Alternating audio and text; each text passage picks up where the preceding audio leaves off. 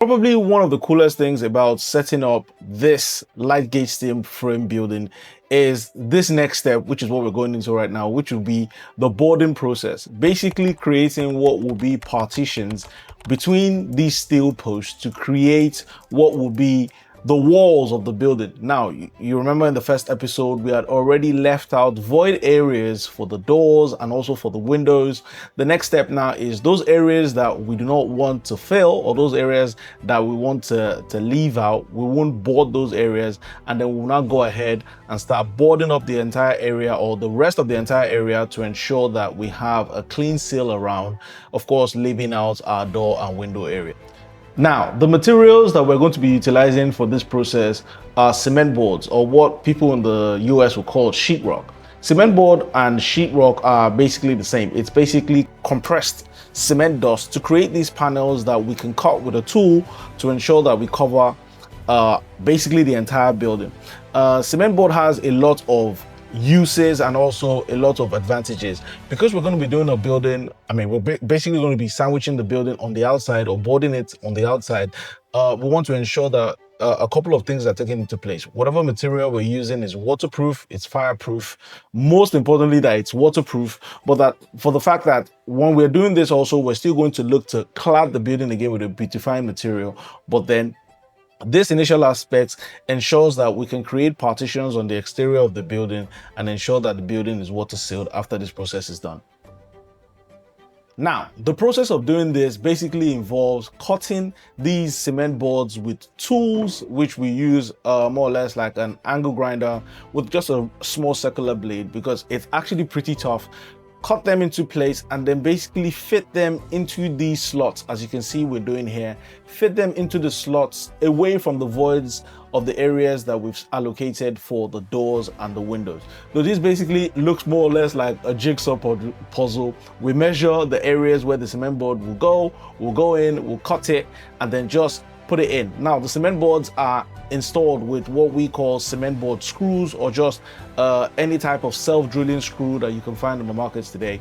Best thing to do actually is to use the right material, so we call them cement board screws, and these work really well to hold up the boards for the exterior. A lot of people might ask, why are you building walls like this? Would this be strong enough with these flimsy frames that we have, and then of course the cement boards that we're putting in? You have absolutely no idea, because by the time we built up the frames that we did in the first or second episode, basically adding these cement boards adds a level of reinforcement to the entire structure and ensures that it actually is a proper wall. So we can utilize these partitions or these techniques of building partitions on the interior, utilize them for building on the exterior, because we have the steel frame acting as a reinforcement. We have a light gauge steel which has been built into, which has been tied into that steel frame, and of course the cement boards that will now be added on as a sandwich, which will create a really nice partition wall that acts very, very strong. Now, because we're using cement boards and frames, some people might actually think that this is actually not secure. You can actually break into this. I'll actually tell you to go and try it, because basically to get into this, you're going to need proper tools. You're going to need probably proper machinery to break this down. I've seen a picture of where building like this was being taken down, and you probably will need a demolition tool to take it down. So it's very strong, even though it is a temporary build, or we're building it temporarily. It is also very strong. So this technique of building spaces or building these partition walls with the steel frames and the cement boards, security wouldn't be a problem, because by the time you put it all together properly, it will act just like any other type of wall. Now, one of the things that we ensure to do when putting the boards together, since we're putting them together in what would be more or less like a jigsaw pattern, is that we ensure that during the framing process, we have our frames lined up properly, so that when each board comes to meet the frame, you have enough space for one board to sit on the frame, and if this is the frame, another board needs to sit directly on that frame also.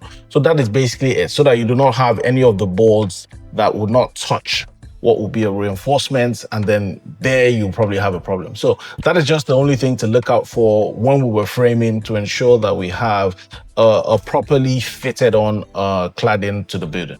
Now, when we are boarding, probably one of the most important things also now is to ensure that we have complete coverage. And this will mean that making sure that from the base of the building all the way to where the ceiling or the roof itself starts, you must cover that entire space with the boards. And that is what we'll be doing in this video. So that entire process, you can see it right now.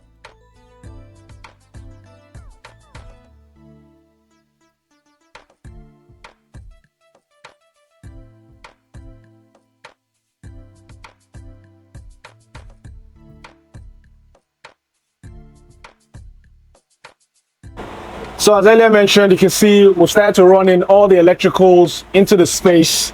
You can see all the conduits for our switches and our sockets and everything for the lights going into the entire unit. This has been done, concurrently, or it's been done concurrently with the boards, which has been done on the outside right now. You can see how the structure looks just in a couple of days. It's starting to look like a normal house. That's because of the cement boards, and this will be run all the way across, all the way to the back of the unit, and then we can now start to do all the internals, the POP for the internals, start to run that, and then also fix up our doors and windows for the space before we now start to clad and finish the entire unit on the outside.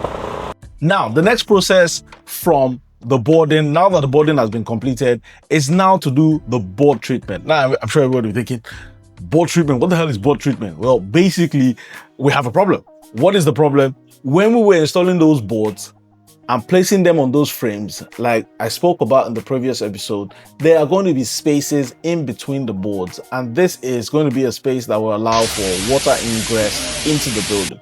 So basically, because we are going to be using cement boards, or we're using cement boards work really well with conventional materials like screening materials, cement, that allows you to create a seal in between those boards, and that is the process that we're going to be carrying out right now.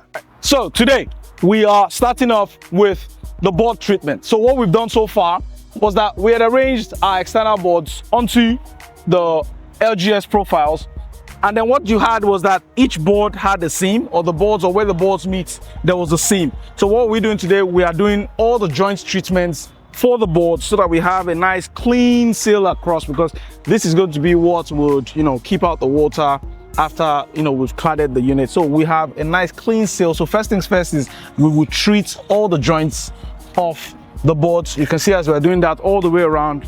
We've done that at the back here. You can see what that looks like. This is a first stage of joint treatment. Basically, first level of screed goes on, and then of course the joint tape, and then once that is dried a bit, you come back in and you do another level of screed on top of that, so that you have a nice watertight seal.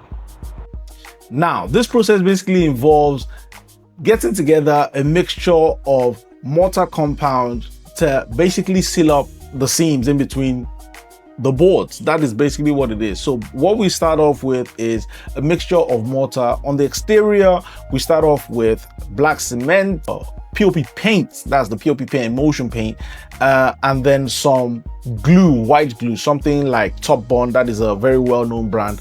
We use a mixture of that to create a mortar, and that is what goes up to seal up the spaces in between these boards. Now, another important thing, something that you need to take note of, is that because you're working with boards, there's an extra material that needs to come into place, and that is also the joint tape. So between the boards and between each boards, a joint tape has to be put up first, and then you need to run that mortar across that, basically to create a little bit of a reinforcement within that joint so that it can also move a bit. That is what the joint tape does.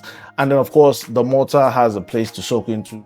Now, because this process isn't the finished process of the build, because normally if we're doing like a shipping container, if I was building a shipping container, I could clad it in these boards and then basically do the same joint treatment all around it to create what will be the look of a normal house. But because this is not the look we're going for, we're only going to be doing this on just those jointed areas, or just those areas where we need the seal to be.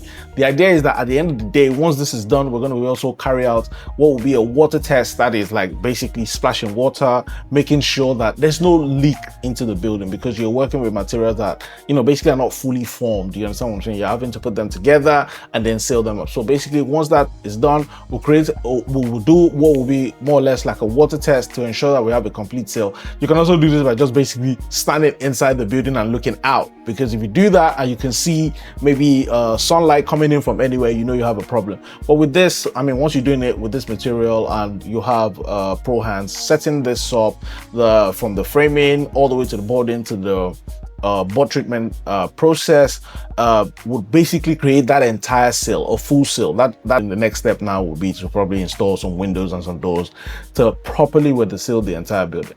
So this process ends what will be the ceiling of the building and moves us into what would be the glass installation, and also starting to work on the interior of the building. So like this video, subscribe, follow for more to see how we get on with this building.